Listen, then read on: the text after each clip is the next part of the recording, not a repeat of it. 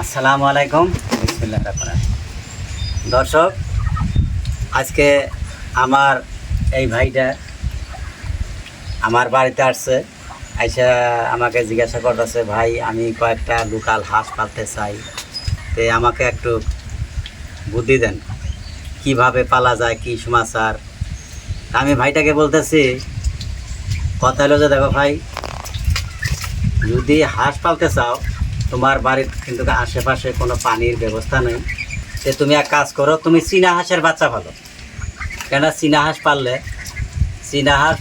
চীনা হাঁসের কোনো বেশি একটা পানির দরকার হয় না। 7 ফুট বাই 4 ফুট যদি একটা ইটা ভাঙাচুরায় ইটা দেওয়া, যদি টাঙ্কি বানিয়ে দেওয়া যায়, ওর মধ্যে হয়তো যদি মোটর দেওয়া হোক, বালতি দেওয়া হোক, যদি পানি দেওয়া যায়, এই পানিই খাবো, পানিতেই গোসল করব, এতেই চলবো। কিন্তু কথা হয়েছে যে ভাইরা আবার কথা আছে কি, দেশি হাঁস পালবো, কিন্তু দেশি হাঁস পাইলে কাম হবো না। এই জন্য কাম হবো না, দেশি হাঁস যাদের কোম্পানি, তাদের দেশি হাঁস পালা ঠিক না। কেননা হয়তো বাড়িতে ওই ধরনের ফিশারি নাই, বড় একটা হয়তো ওই ধরনের জিগি নাই। মনের হাউসে পালবেন যে হয়তো লোকাল হাঁস বহু ডিম দেয়, এই হিসেবে আনলেন। কিছুদিন পালার পর যখন অত্যন্ত রোদ দিব, রোদের সময় ছাইড়ে দিলেন, ছাইড়ে দেওয়ার সময় কিন্তু কোম্পানি তো অসংখ্য হিট হয়ে যায় পানি। ওই হিট পানি, গরম পানির মধ্যে যদি হাঁসের বাচ্চা যায়, চাহে বড় বাচ্চাই যাক, চাহে ছোটো বাচ্চাই যাক, এগুলো আর ঘুরে আসতে পারে না।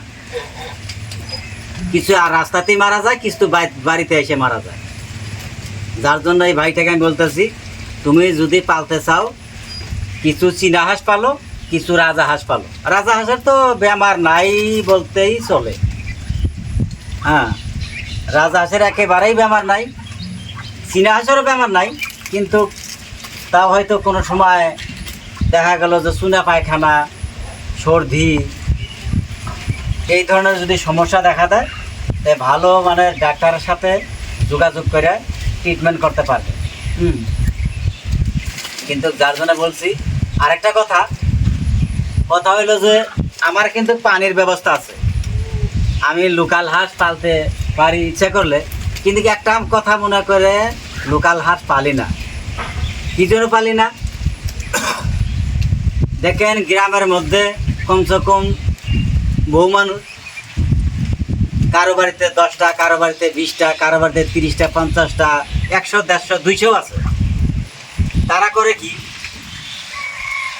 সকাল হইল বাচ্চাকে ভালো ধরনের খাবারও দেয় না, না কোনো দানা দেয়, না কোনো ভালো ওষুধ পানির ব্যবস্থা করে, কিচ্ছু না।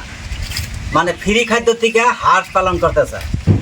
তারপরে সবাই হাঁস ছেড়ে দিল, ছেড়ে দেওয়ার পর এই হাঁসগুলো যখন ছোট বড় এক জায়গায় হয়, তখন তো কোনো হাঁসের বাচ্চা, লোকাল হাঁসের বাচ্চার কোনো চিহ্ন থাকে না যে এটা আমার, এটা তোমার, এই ধরনের কোনো চিহ্ন থাকে না।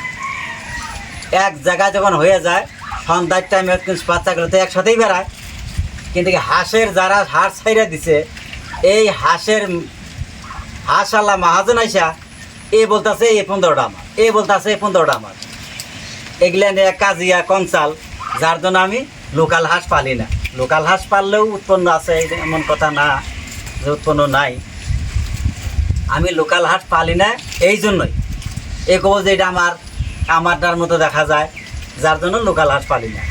এই দেখেন এই চীনা হাঁস, আর এই আপনার দেখেন এই যে রাজা হাঁস পালতেছি, এই যেটা দেখতেছেন 10টা রাজা হাঁস। আল্লাহ রহমতে তো এই কাতি, আগুন, পুষ মাস আস্তে আস্তে কিন্তু ডিমে বসবো, এই থেকে বহুত হবো। কিন্তু আপনাদের সবাইকে রিকোয়েস্ট করি, যে কোনো হাঁস হোক, ছাগল হোক, বকরি হোক, গরু হোক, যে কোনো অল্প থেকে আপনারা শুরু করবেন, বেশি থেকে না। বেশি নিলে আপনারা নতুন মানুষ, আমিও নতুন মানুষ, আমিও আর বেশি কিছু জানি না, আমিও ঠক খাইছি। কেন একবারে 114টা হাঁস আনছিলাম, আগের ভিডিওতেও বলছি। তারপরে 114টার ভিতরে আসছিল 4টা। হ্যাঁ, 4টার ভিতরে এখন তো মন্দেল খারাপ হয়ে গেল।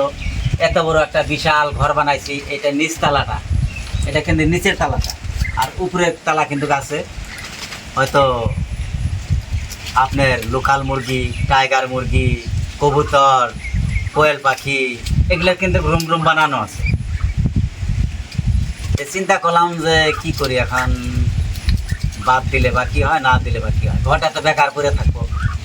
যার জন্য চাচার ওই জায়গায় আবার গেলাম, যে চাচার ওই জায়গায় থেকে আমি চীনা হাঁসের বাচ্চা দিলামছি।